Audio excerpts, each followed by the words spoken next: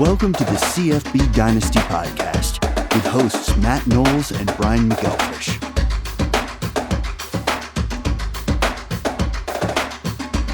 Hey everybody, how you doing out there? This is the CFBDynasty.com podcast.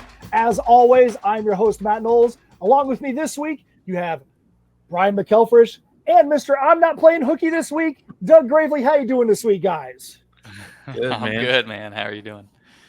Doing good. So we have a great show for you today. If you've been watching for the last couple of weeks, we unveiled the top 25 quarterback rankings preseason for college fantasy football.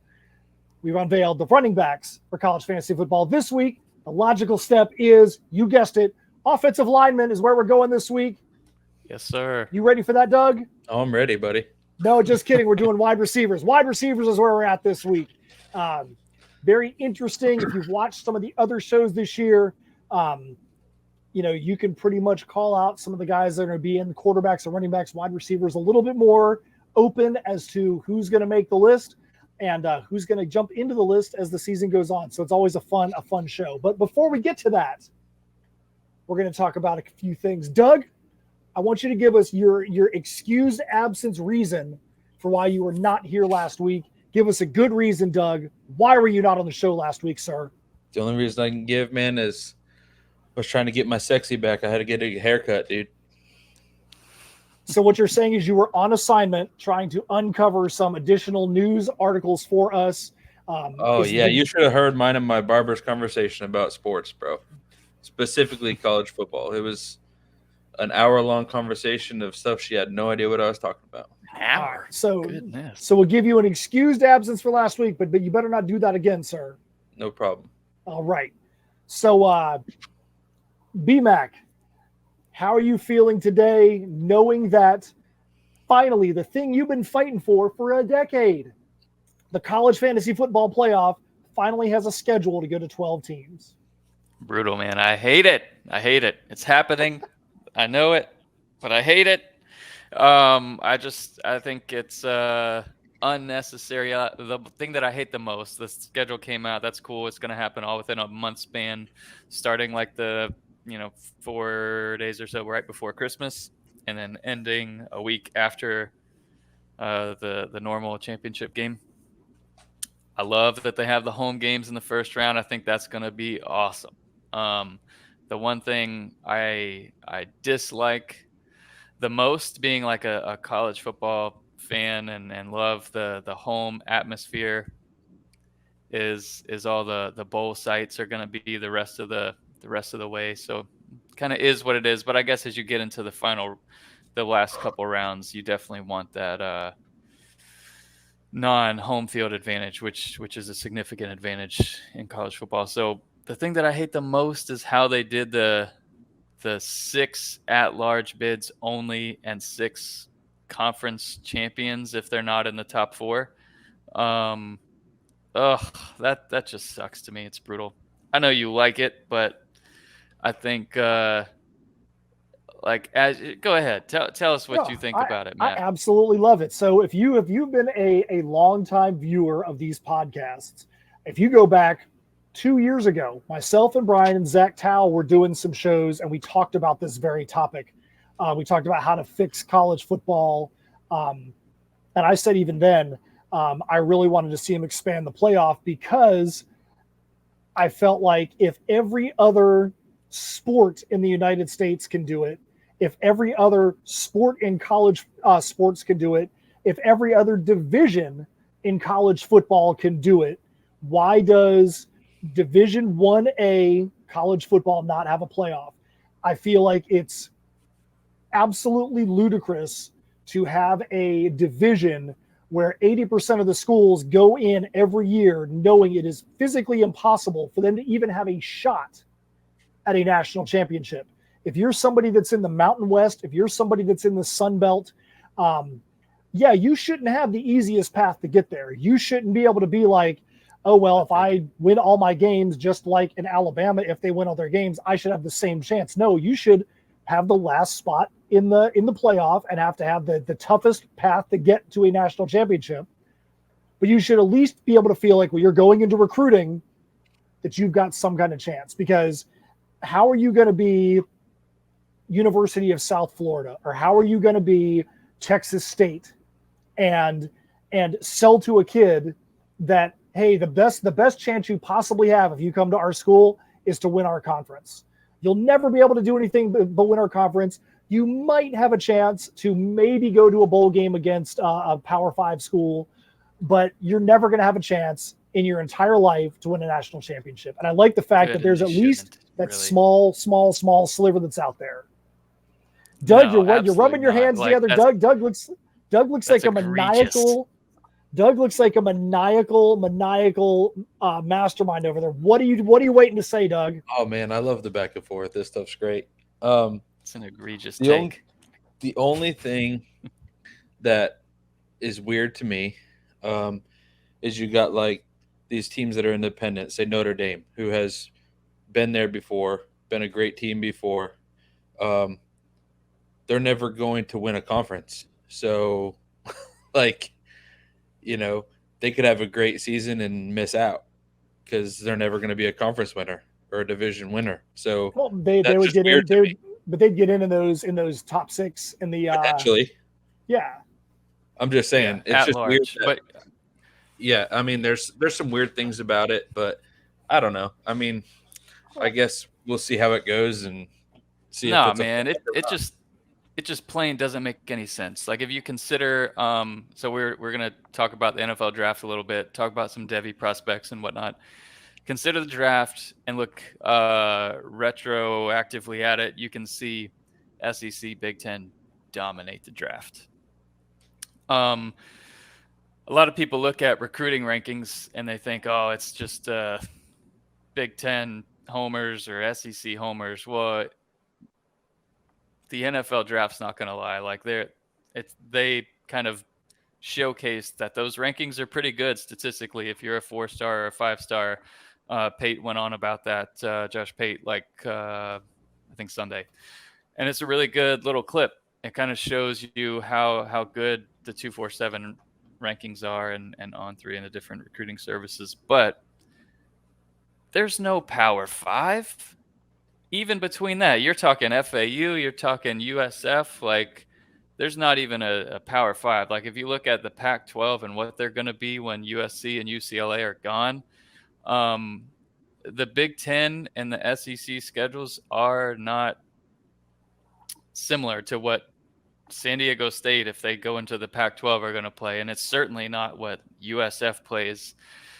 And if you're trying to pair up playoff teams, this is just not college basketball. So if you looked at, you know, a 15 seed playing against a 2 seed in the first round of the NCAA tournament, the spread, like the betting line, the spread was like 6 points on some of those matchups. I think 5.5 on one of them, where it's like huge seeding difference in college football. Look what happened to TCU. Did we enjoy that game against Georgia?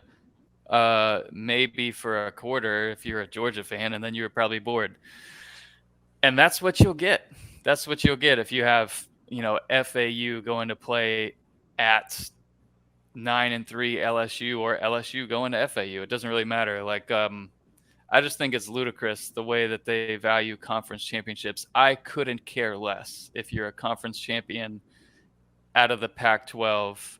And totally could be worthy, right? If it's, say, Oregon 3 years from now and we've got the 12-team playoff, could totally be worthy as a champion. Also, you know, maybe they get upset by some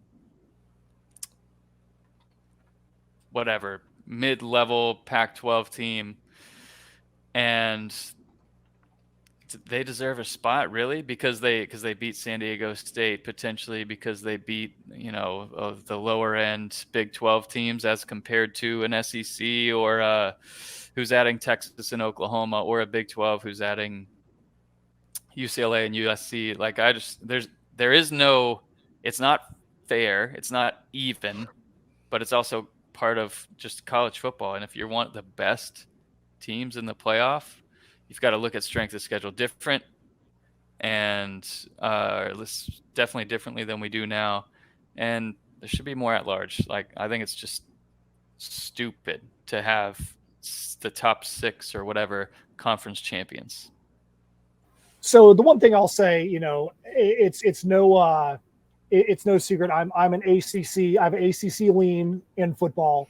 The ACC right now is clearly the number 3 behind, far and above, or far below where the Big Ten and the SEC are.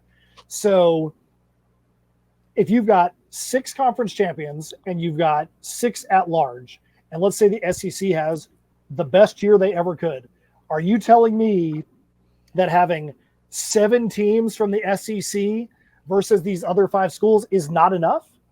That you would want to have more? I mean, to me, I think it's pretty equitable if a conference, if it's the Big Ten or if it's the SEC, or even if you have a year where, say, the teams in the ACC have a few teams that are up near the top, get more teams in.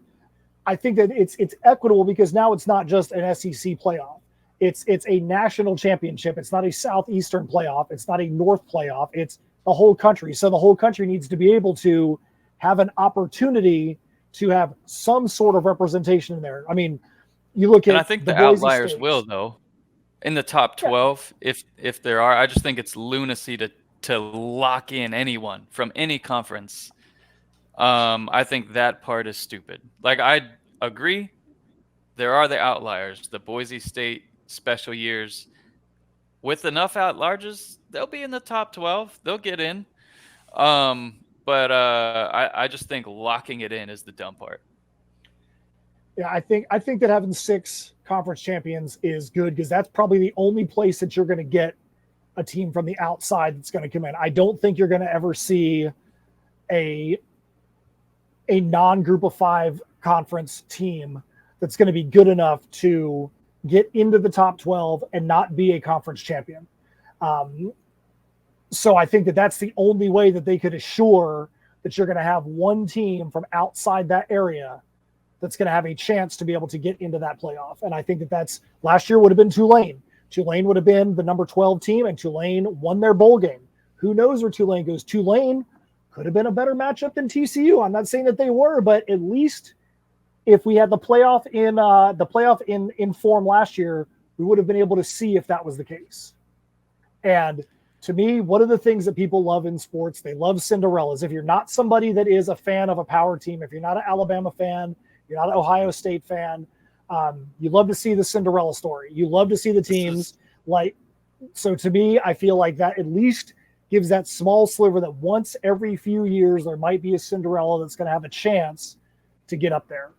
Did that not already happen 2 years ago with Cincinnati making it into the top 4? Like, they won their conference, they earned it, they played a good out-of-conference schedule, and they were good enough to be in the top 4. Like, I think if you're good enough out of the Sun Belt or whatever, and you go undefeated against whatever your schedule is there, similar to Cincinnati, I think you're going to get in in an at-large. And I think Cincinnati's kind of already proved that, getting into the top 4, getting into the CFP 2 years ago. So that's just my thing. I think if it's a good enough special season, they'll be in the top 12.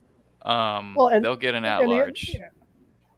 And I feel like, too, if we were having this conversation, I would have a totally different feeling if it was the number of teams getting in that was the equivalent of, say, for instance, in college basketball, you have 68 teams that make the NCAA tournament, but that's 20% of the teams in college basketball, because there's 350 or so college basketball teams that are eligible. It's still over 20%, around 20% that make it to the playoff. In college football, you're still talking like 8% of the teams, even in a 12-team playoff, you're still only talking 8 to 9% of the teams, which is by far the lowest in all of sports who will actually make the playoff. And I think that that's okay. If we were having this conversation, they're talking about, let's have a 32-team playoff or something like that, we'd be on the same side of the boat, because then it would completely devalue the regular season, and it would completely destroy everything about the bowl season, like whatever remnants are left there. But I think to say, hey, we're going to have 8 to 9% get in, and we're going to make sure there's a small window to ensure that you have a chance for a Cinderella every year, I think that's all right. But that's just my take. I think equally, though, it's a small window that some stupid team wins their conference and gets in once or twice every year and knocks out a more worthy. I just think it's a dumb way to decide. I think the Cinderella-ish teams, whatever, will get in on their perfect seasons or whatever from Boise in the past, or like Cincinnati did a couple years ago. I think it would happen as an at-large. I just don't want to lock in a trash conference winner just because they won one game. And plus, they're all kind of decided differently. Conference champs are not equal in any stretch. So, anyways. What about you, Doug? Doug, I you've win. been listening intently. You've got to have an opinion, man. What do you think about this, Doug? Putting you on the spot. Honestly, I just want to see how it plays out, and I'll make my opinion after that. I'm not fading one direction or the other, to be 100% real with you. I'm a college football fan first. I used to be a, diehard Gator fan. They're still my team if I pick them, but not really having a specific team. I guess it is what it is for me. I'm just a diehard college football fan, and I'll see how it plays out. Yeah, I like seeing them trying to find ways to make the postseason of college football mean something and mean something more than one game. The number of guys that don't even take part in the postseason anymore, to me, is just laughable. It's almost like the NFL Pro Bowl. It just shows how much it doesn't mean to a college football athlete. And if you tell somebody, hey, you have an opportunity to play 4 more games of college football playoff, that means something, I think you're going to see guys potentially go and play in that playoff and not drop out. Whereas right now they're like, oh, you got one bowl game, I'm going to go get ready for the NFL draft, and they just don't care. So I think it might be a way to get some of those guys to actually commit to an entirety of a playoff. Because who's going to play in the first round and not play in the second round, or who's going to play in the first and second and not go play in the semi? So I think that could be a residual effect as well. And I think it depends on what you value. So college football, yeah, there's 131, I guess, D1 schools now. They know, Texas State, they know they don't have a shot. When you commit there, they know their recruiting's never going to be similar or equal to Alabama, on par, anywhere in the same book. So it is about Saturday. That's the peak of the college football season for most teams, and I think that is okay to not be like the NFL, where it's always about the playoff chase and where your seed is going to be in the NBA playoffs or whatever. College football Saturdays are what's most important, because every single game matters. At least that's how it was. So we'll see how that shifts things potentially going into, the playoff era, where, hey, during our fantasy playoffs, I'd say it's highly likely within 1 to 2 years of the 12-team playoff that key players are getting rested before the playoff run.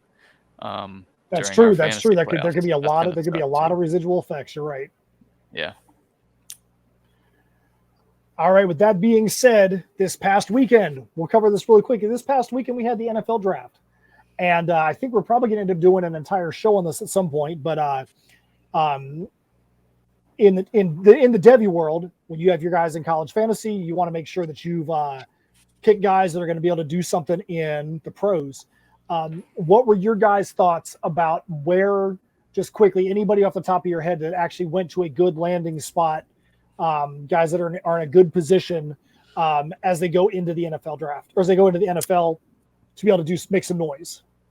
Man, from a GM standpoint, I think what the Falcons did is stupid.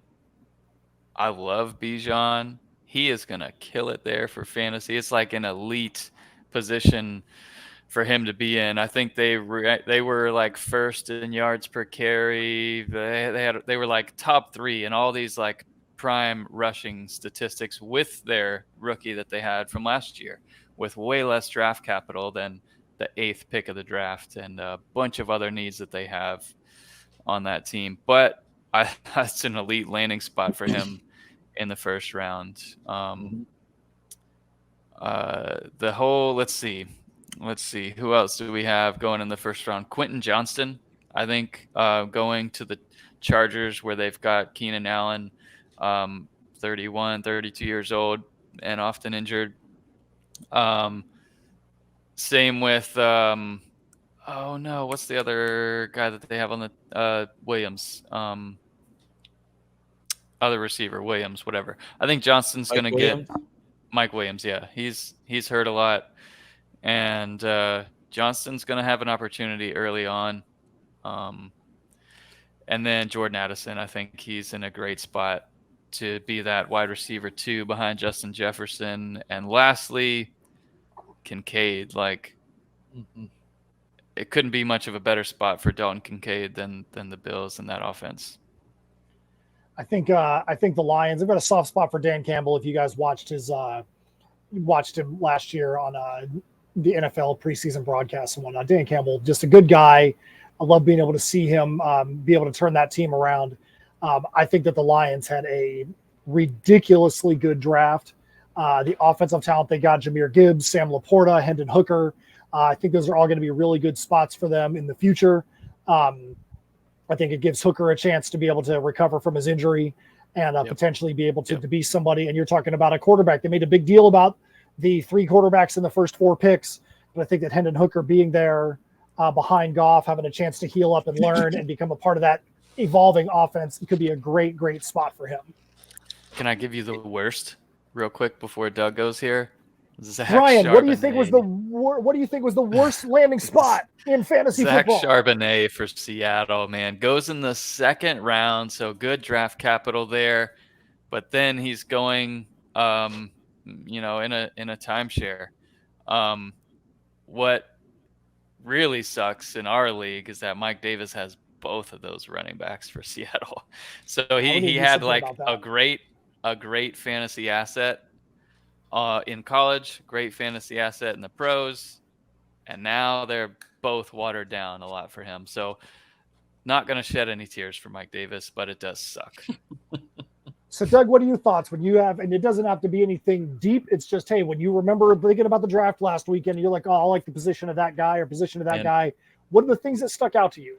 The number one. Oh, Rashee Rice. Thanks for asking me again. That's Rashee Rice. Exactly what I was Chiefs just going to say. In the 2nd round.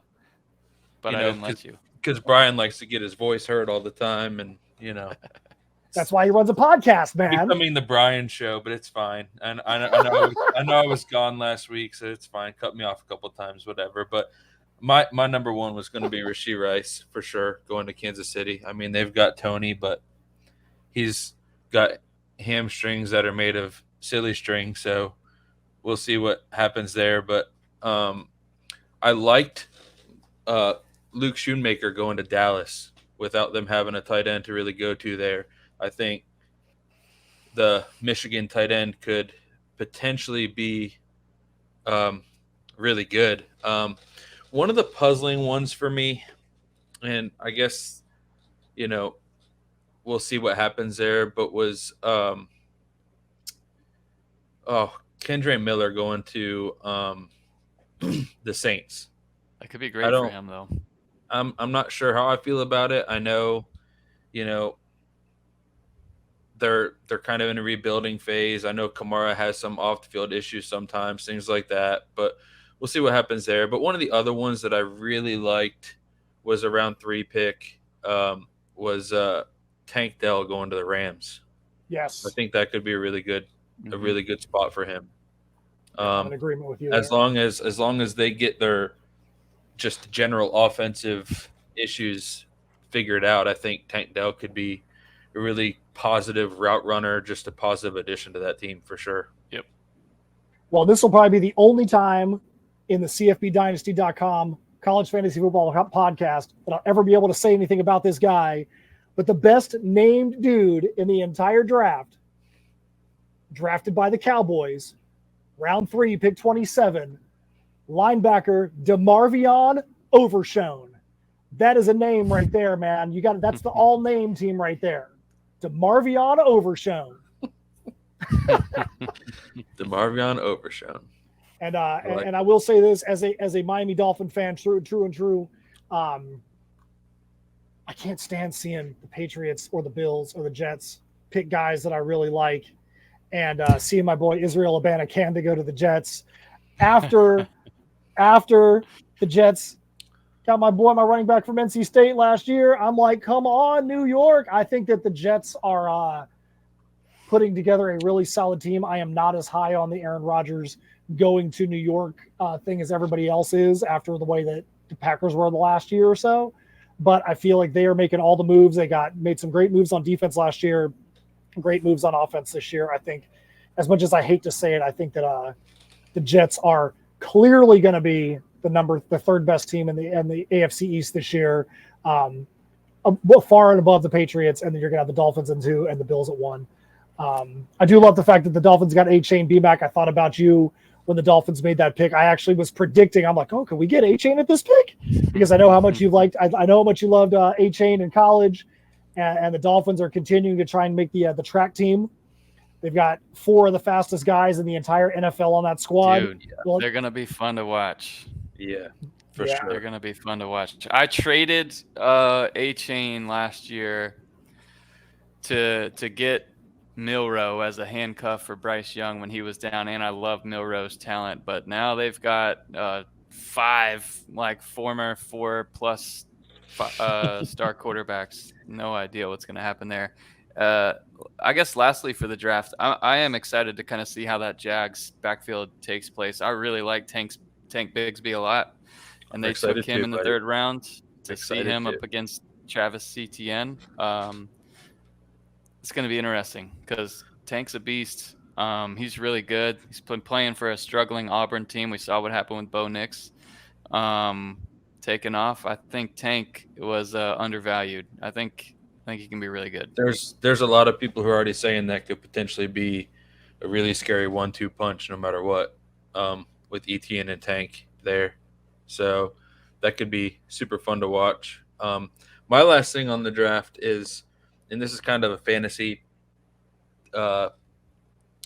purposeful thing for me, is I got a little excited when I saw that DTR went to Cleveland, because I think there's still a whole bunch of unknown with Watson and what he's actually going to do there. And I think, playing style wise, they're kind of similar. If they've been building the team in that direction, I think DTR could be a good fun fit there for me fantasy wise. So that's my last thing on the draft. But yeah, I got excited when I saw that DTR was drafted to the Browns because, I know their history with quarterbacks hasn't been the greatest, but we'll see what direction that team is trending.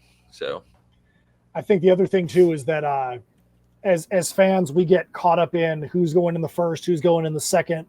But that's not always where your stars are going to be. Look at Isaiah Pacheco for the Chiefs last year. You look at the guys that come out as free agents, and there's always some guys that don't get drafted that don't make any sense. Muhammad Ibrahim not getting drafted just blows my mind. He's in a good landing spot. Jalen Moreno-Cropper from Fresno State signed with the Cowboys, and there's a lot of talk about him going there. So just because you have guys that don't get drafted, that doesn't mean that they're not going to have any chance to be able to do something in the pros. So I think there's a lot of guys that signed as UDFAs that have a chance to really make some noise. Maybe not first half of the first season they're there, but I feel like somebody like Ibrahim going where he did could be a serious 1-2 punch up there in Detroit. Yep.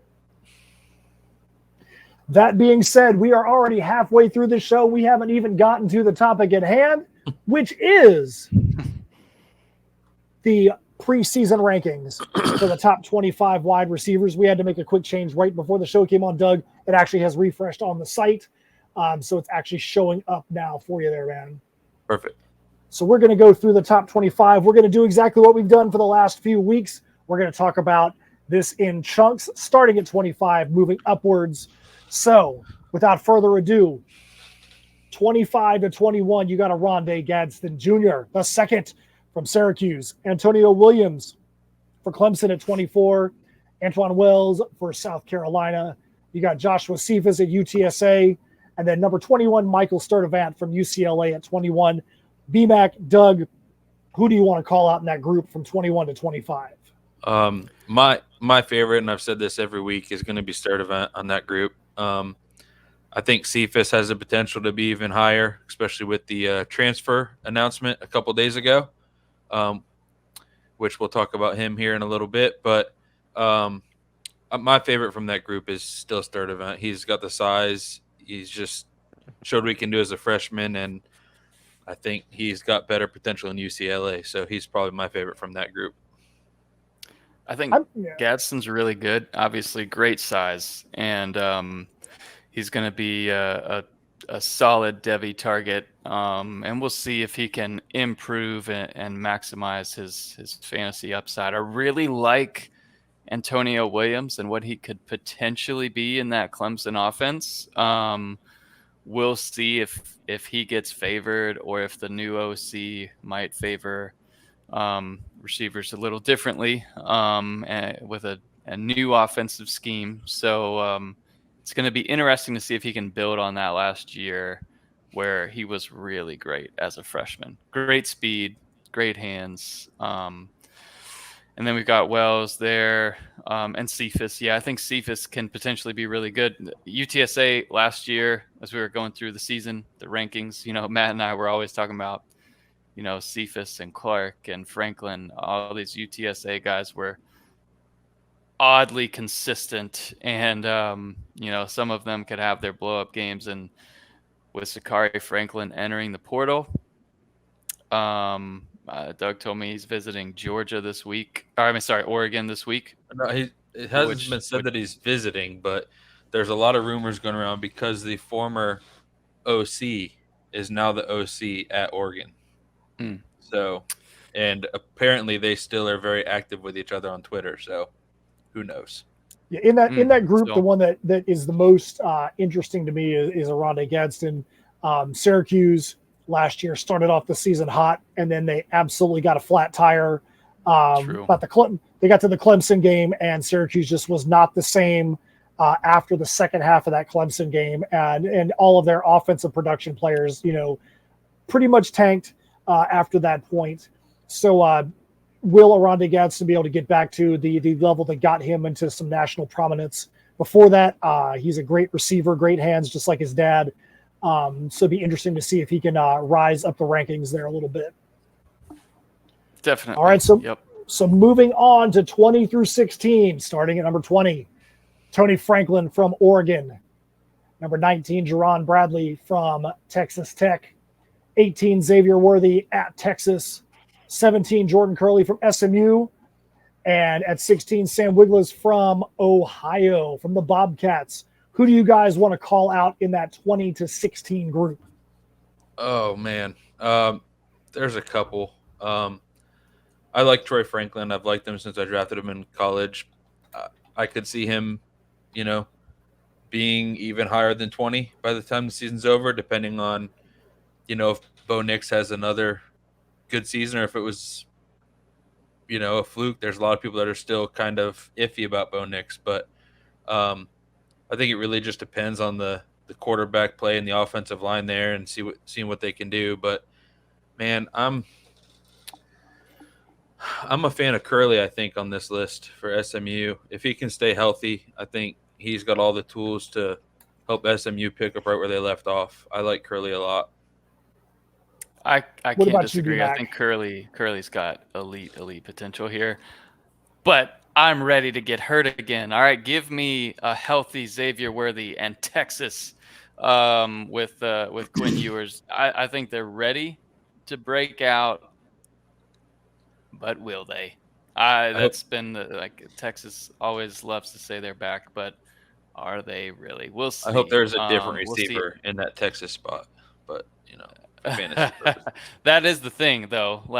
Worthy is going to stretch the field. He's going to get a lot of deep balls, and he's also a slot target. So I think he's pretty safe. There can be other Texas receivers up there. They are loaded at receiver for sure. I'm just hoping my guy comes back this year off injury and maybe makes that top 25.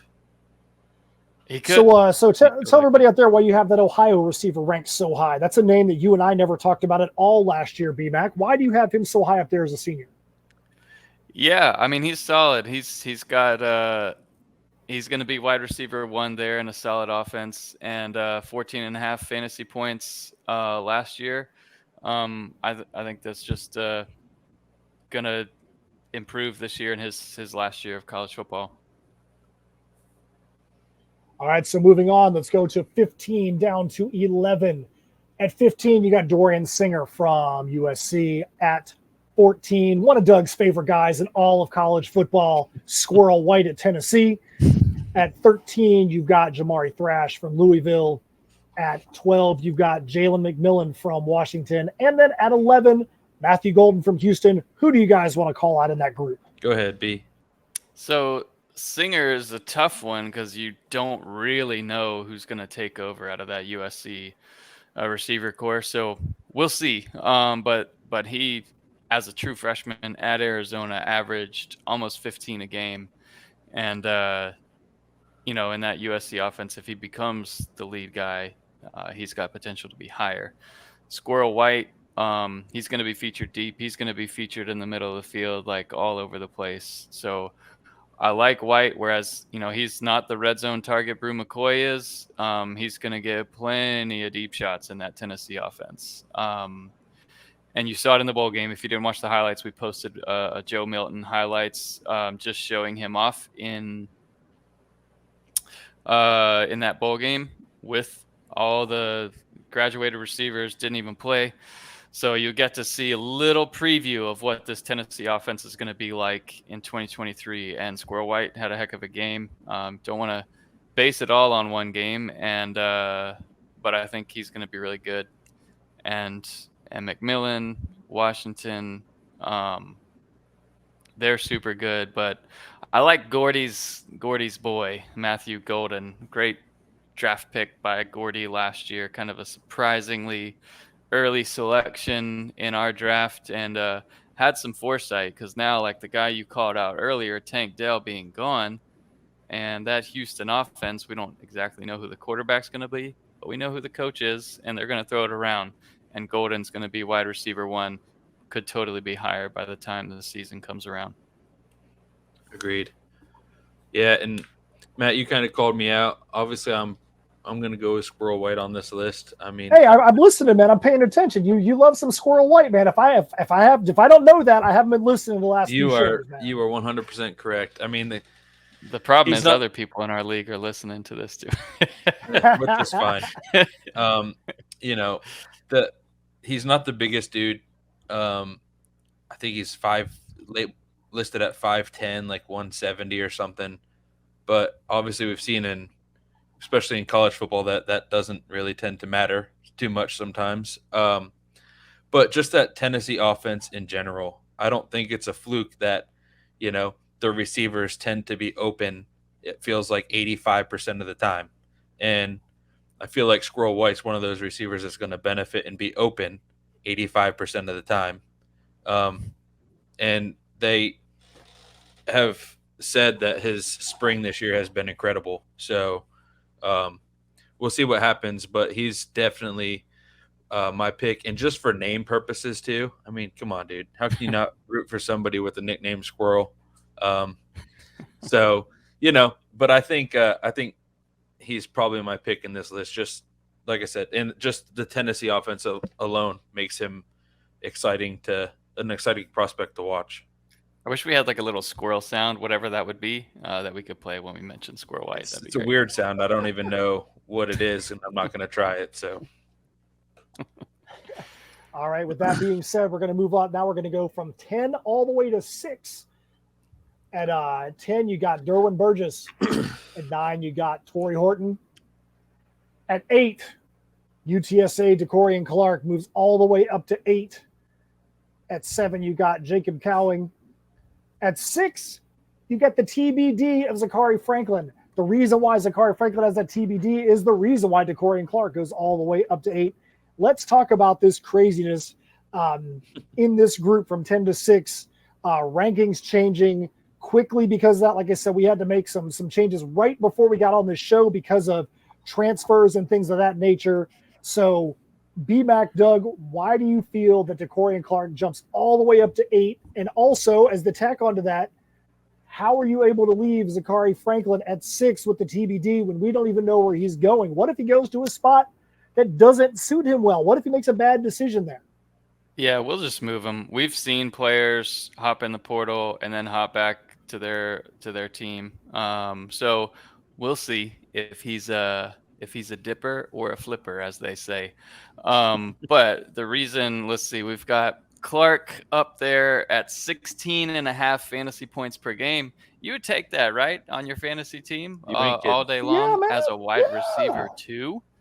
But the wide receiver 1 going into the portal, averaging 18 a game, vacating 18 fantasy points a game, and all the targets and receptions and touchdowns that come along with it. I mean, you're just going to see Clark and Joshua Cephas kind of take that on. So, I mean, that's the reason Clark is up there. He could be higher. And Zachary Franklin's it's a wait and see. Let's see where he lands, and then we'll move him around. I didn't want to just take him off the list because he's a great talent. And if he comes back, it might be a little stock down for Clark. But Franklin is visiting FSU this week. Be a major stock down if that's the case. Yeah. That UTSA receiver room could be interesting to watch. I mean, we were talking about, Brian, you were talking about 18 fantasy points going bye-bye, and their number 2 averaged 16 and their number 3 averaged almost 14. So, potentially splitting another 18 points, a game between 2 people. If you do the math correctly, you could have 2 guys darn near 20 if you really wanted to, if that offense operates the same. But I expect a young guy to come in and take some shares, maybe somebody that stands out for them in the spring. But DeCorian Clark, to me, potentially arguably could have been a wide receiver 1 somewhere else last year. So I can expect him to be a wide receiver 1 this year. And, man, we've got a couple of smaller schools on here, but Derwin Burgess is interesting to me. We'll see how he does.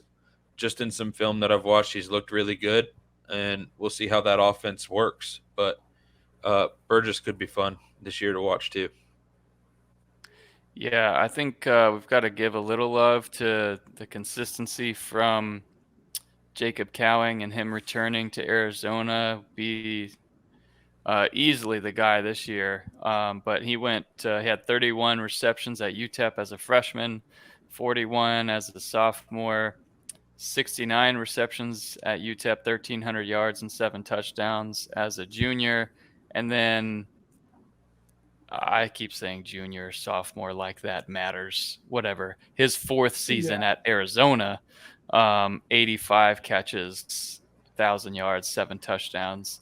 And not shocked if it goes up because of Singer, flipping over to USC. Yep. Jacob Cowing is elite in terms of college football production and a great fantasy starter every week, no matter who they play. Thank you, sir. All right, so now we're going to go up and we're going to talk about the next 3, 5, 4, and 3. At 5, you got Emeka Egbuka from Ohio State. At 4, you got Roma Dunze from Washington, which is the 2nd Washington receiver we've seen in the top 12. At 3, you got Devontae Walker from North Carolina. Let's talk about these 3 guys and why you guys have them in that top 5 section. So we mentioned Washington having 2 in the top 12, and I don't see that changing this year. They haven't had much change on offense, and the biggest change that they haven't had is the number 1 quarterback in yards thrown last year, and he's coming back. So the only thing that you would like to see from these 2, and I'll go with Rome because that's kind of who we're talking about now, but is maybe some more touchdown production as opposed to just yards, because a lot of their points, I believe, have come from big yards games. But if they can get a lot more touchdowns in their passing numbers, these 2 guys could both be potentially top 10. So their offense just hasn't changed much. And then Tez Walker, North Carolina, he's going to be good. I don't have any doubt that he's not going to be, if not still 3 by the time this year is over. Probably top 5 in my opinion. He's going to be good. Really simply, Josh Downs out. Tez Walker's going to step in. Bigger receiver, better red zone target for Drake May. And, you think Drake May probably be top 3 pick in the draft next year. And Tez is going to be his top receiver. You got to love that position for the transfer there. All right, so let's move up to number 2. So number 2, got Malachi Corley from Western Kentucky. So I'll take this one to start. So the best thing that happened to Malachi Corley was their quarterback coming back. Went into the portal, came back. Western Kentucky has put out some good quarterbacks, even some NFL caliber quarterbacks in the last couple of years. But especially with a school like that, that well is only going to be there for so long. It's going to dry out at some point. It's just a cycle that happens all the time. So to have Austin Reed coming back and having there be some consistency there is incredibly huge for Malachi Corley. We talked about this on previous shows. The biggest thing for Corley is going to be, will Western Kentucky's offense be able to start to focus on a few less receivers? If you watched any Western Kentucky games last year, which I watched, surprisingly, I watched a lot, they could have like 8 or 9 different receivers over the course of a couple of games that would get multiple targets, multiple receptions. And so you could have some games where Corley went completely berserk. Like last year, he went berserk in the week 0 game, which doesn't do anybody in fantasy any good at all. He started off the season hot. But there were some games where he disappeared, not because he wasn't there, not because he wasn't getting targets, but because they just spread the ball all over the place to so many receivers. So if they can get some more targeted targets to somebody like him, he could stay in that top 2 spot. Is that what your feelings are? Is that why you guys have him at their number 2? Is there something else that has him in that spot for you guys? The second receiver is gone. So, yeah, to kind of underscore exactly what you're saying there, his opening game against App State, 5 catches, 61 yards, 3 touchdowns. And then the next week against Hawaii, where they put up 49 points, he goes 4 catches, 12 yards, no touchdowns. So that's the kind of volatility that you don't want. But he's pretty much, that was his low point of the season. He's pretty much a start every week, no matter who they play, because of the upside and because of that offense. So you got to like that. And I think he'll clearly be wide receiver 1 this year. Ended the season super strong. So the last, let's go over the last, 6 or 8 games here. He went 11 catches, 10, 5, 8, 6, 6, 12, 8, 11. So overall, you're going to take that and hope just for a few more touchdowns. Especially when you have a league that's got PPR, which pretty much every league nowadays should be PPR. If you've got a half point, if you've got a full point on those receptions, you are getting some crazy points out of Malachi Corley just because of the number of targets coming his way. For sure. Yeah, I mean, you got to – one last thing, too. You got a quarterback that averages – I believe he averaged like 51 pass attempts a game or something. I mean, that's all Western Kentucky does is just sling the football. So, it's he's got the potential to haul in a lot of targets, like you said, B-Mac, with the number 2 guy being gone. And hopefully, like you said too, Matt, with maybe them targeting somebody a little bit more frequently than – but at the end of the day, they score points. They spread the ball around. I think receivers there could be beneficial for anybody, really. Yep. Absolutely. All right, so Doug, you ready to give us a little drum roll on the desk here so we can show off number 1? Ready. All right, so number 1 should be a surprise to nobody out there. Marvin Harrison, Ohio State. How about this? Here's the question for you guys. Which number 1 was the easiest for you guys to slot in? Was it the number 1 quarterback, number 1 running back, or number 1 wide receiver? Which one was the easiest call to say this guy is number 1? For me, running back's the hardest to me. I'd say for me, probably this. I don't know. Caleb Williams is pretty easy. I okay. We still differ on certain things. I think Williams could get jumped, but He's gonna get jumped. I think he could potentially get jumped. Yes, but and I wouldn't be surprised if it's from maybe a North Carolina quarterback, or even Oregon quarterback with all the weapons they have. But Yeah. I think Marvin Harrison was the easiest. Are you for going me. like NCAA video game mode on us? You can't say the name. You're just saying Oregon quarterback instead of Bo Nix. Bo Nix. Bo Nix. You know, but I think Marvin Harrison was the easiest. I still believe Ohio State would have been in a different position. We talked about playoffs and stuff at the end of the season if he wouldn't have got hurt in that game. So he showed what he was doing against a defense like,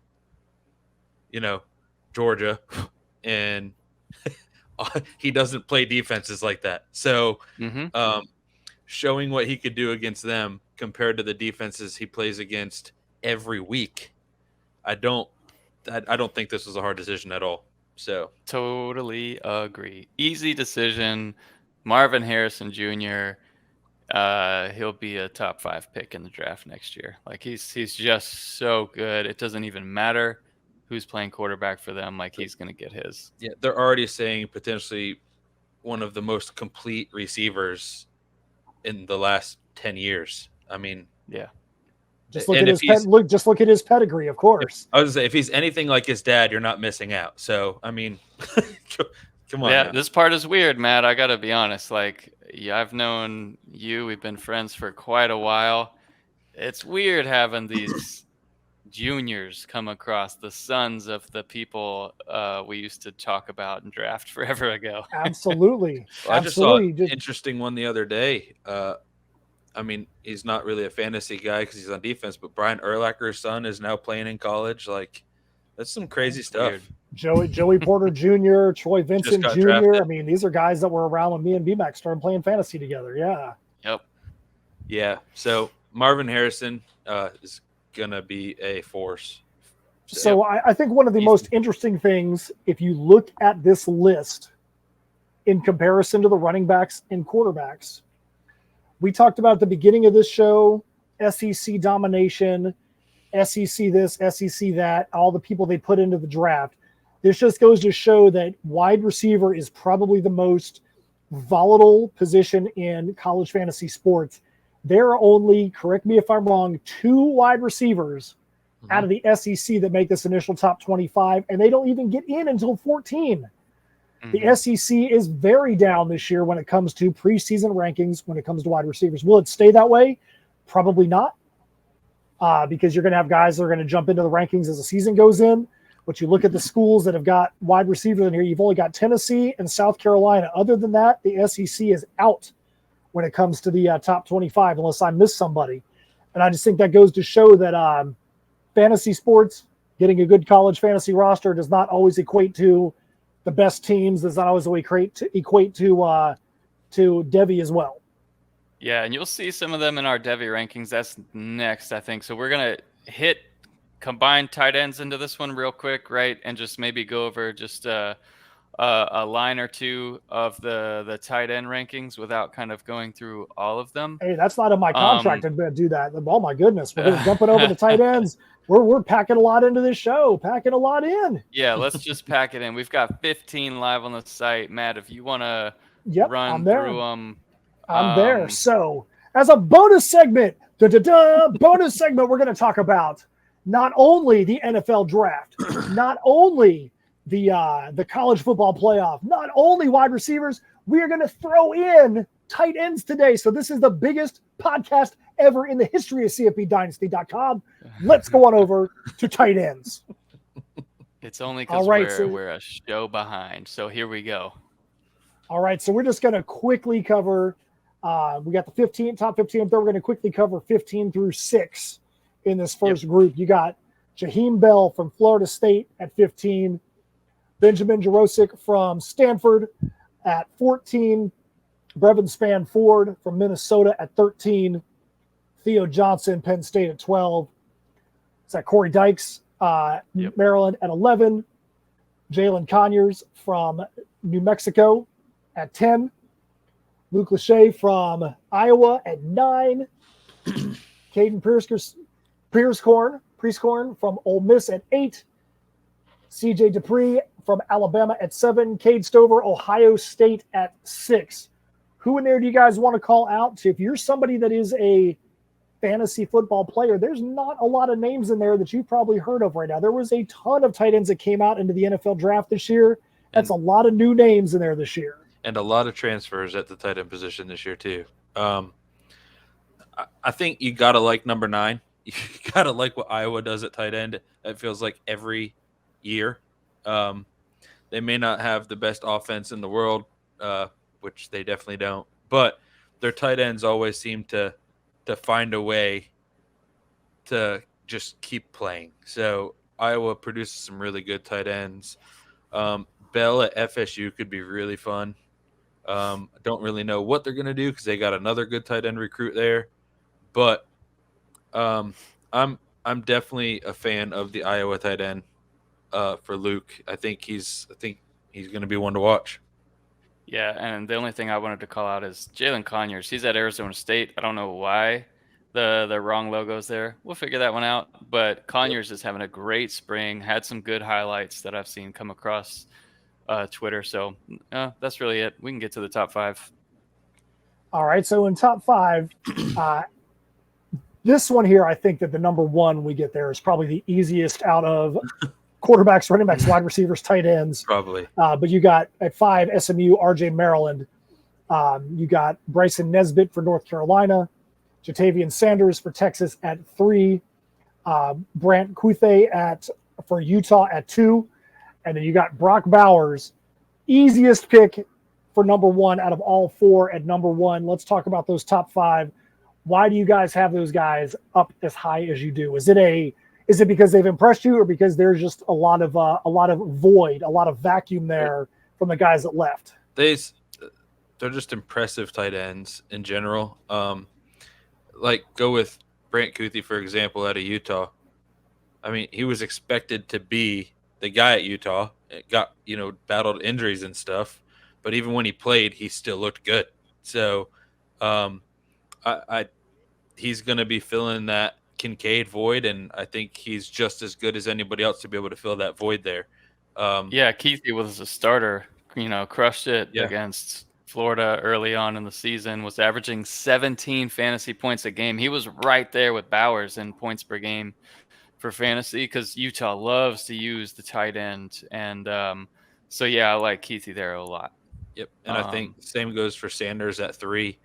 Like Brian mentioned it earlier with Ewers, and hopefully that, they get their offense on track. But a second year with Ewers, I think the receiving and tight end room in general could be much better this year at Texas. Yeah, and then Bowers is easy, like you said, Matt. So super consistent, and he's been an elite fantasy player his whole college career at tight end. So he'll be another first-round pick next year in the draft. And although he's going to have a new quarterback, they look to be in good hands. I think Bowers is just so elite. He's going to get his, and love him easily. And I think he'll be. Will he go in first rounds of drafts this year? In fantasy, even redraft leagues, maybe. He gives you an advantage. Maybe, yeah. I think you have to. A tight end that puts up better receivers than or better point numbers than most receivers. I think you have to. Honestly, I think that both of those top 2 have a possibility of going super high because let's be real here. Utah's tight end was the starter over Kincaid. He would have been the starter over Kincaid if he doesn't get injured. And Kincaid goes as high as he does in the NFL draft as somebody who was a backup last year. He was a next man up. Mm-hmm. So this is the guy that was starting over Kincaid. That dude's a talent. Now, how is he going to recover from that injury? Who knows? Yeah. But if this is a guy that was starting over Kincaid before that injury and Kincaid went as high as he did, he could be putting up some big numbers with a quarterback that's coming back as well. I think there's some big things can be coming out of that Utah tight end room. Yep. Look at the difference in points per game earned if you take Bowers or Keithy versus if you have like one of the bottom of the tight end ones. That's like a 7 fantasy points per game advantage. I don't think you can necessarily get that. And it's certainly easier to make up that fantasy points per game advantage like at running back or receiver. Like I think Keithy or Bowers or potentially both worthy of a look late in the first round. So let me ask you this on that tight end list. What about Nesbitt with really North Carolina? The only receiver that they have for sure is Tez. Do you think he could put up 15, 16, 17 points a game? If he gets the amount of targets, yes. It's to be seen. He averaged 10.5 fantasy points last year. I don't know if the offense is going to lean so heavy on tight end like Georgia or Utah. So we'll see. But I definitely the talent's there, and the quarterback, Drake May's ability is certainly there. So there's really high potential. I wouldn't say it's probable that he'll get up there in that 17 points per game range, though. All right, so there you go. We've talked about wide receivers and tight ends today. We snuck that in. So before we go today, you guys have anything else you want to talk about? I got 2 quick things out of the ordinary that I want to just really quick throw in at the end here. So BMAC, I know you're going to get this thing edited really quick. You're going to get this up by Friday. We're recording this midweek. If you guys are listening to this, one of the other things that I do, I write comics. That's what I do most of the time during the day. This Saturday, the first Saturday in May, nationally is called Free Comic Book Day. If you go to any comic book store in the country, basically, they're going to have certain titles that are out there that just by you walking in the door, you could go pick up a copy or 5 copies or 10 issues for absolutely nothing. So you can go out there. Everybody likes to get free stuff. So you can go out there. You can get some cool titles. Go into your local comic book shop. Most of them are going to have personalities out there, writers, artists doing other things for free, selling their stuff. I'll be at Bearded Brown Coat Comics and Games in Ocala, Florida. Steph, who's my counterpart at InSymmetry Creations, #TeamInSym, is going to be at a store in Visalia, California, Collector's Choice. But literally, you can go across the country anywhere, and you're going to be able to find some comic writers, some artists that are going to do cool stuff for you. So get yourself out there and go get yourself some cool free stuff.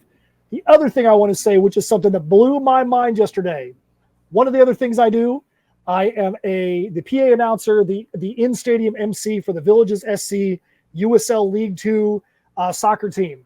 Getting ready to have their summer season for USL League 2. Last night, they unveiled their new uniforms for this year. If you've not seen these uniforms, you want to check them out. What they did was, for these new uniforms, they've got silhouettes all over the uniforms of pictures from fans and personalities from all over their last few seasons.